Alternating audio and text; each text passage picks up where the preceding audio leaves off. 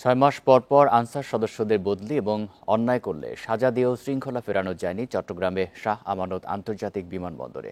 সেবার মান খানিকটা বাড়লেও বন্ধ হয়নি যাত্রী হয়রানি। তবে অভিযোগের বিপরীতে বিমানবন্দর কর্তৃপক্ষ বলছে হয়রানি বন্ধে নেওয়া হচ্ছে নানা উদ্যোগ।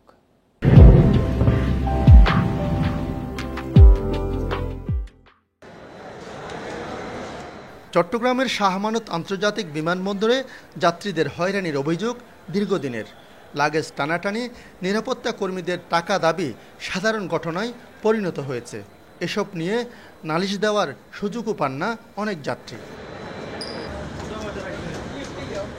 সেবার মান উন্নয়ন ও বিমানবন্দরের সক্ষমতা বৃদ্ধি নিয়ে আয়োজিত গণশুনানির দিনে এসব অভিযোগ তুলে ধরেন যাত্রীরা।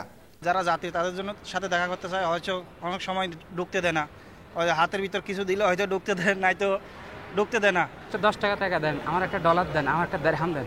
এই ছোটো ছোটো বিষয়গুলো একটু লজ্জা লাগে নিজের থেকে। ফ্যামিলি আসছে, ভুতুরে আসতে দেয় নাই, বা 10 টাকা দিলে 20 টাকা দিলে এরকম আসতে দেয়, মানে বিভিন্ন রকম আর কি।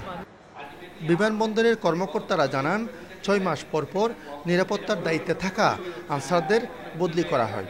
এছাড়া অভিযোগ ও পরামর্শ জানাতে চালু করা হচ্ছে হেল্প ডেস্ক।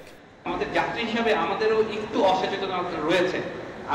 যেহেতু আমি এখন সিসি ক্যামেরা ফলো করি, I have found few people of টিরগম যারা হলে দু হাতে টাকা ছেড়া। আমি আপনাকে প্রমাণ দিতে পারবো যে আসার পরই সব দেখলাম মৌচাকের মধ্যে, কারণ আমাদের তো ওই জিনিসটা থেকে বের হয়ে আসতে হবে। শাহ আমানত আন্তর্জাতিক বিমানবন্দর দিয়ে এক বছরে যাতায়াত করেছে 16 লাখ যাত্রী। রাজস্ব আদায় হয়েছে 225 কোটি টাকা। আলমগীর সবুজ, ইন্ডিপেন্ডেন্ট নিউজ, চট্টগ্রাম।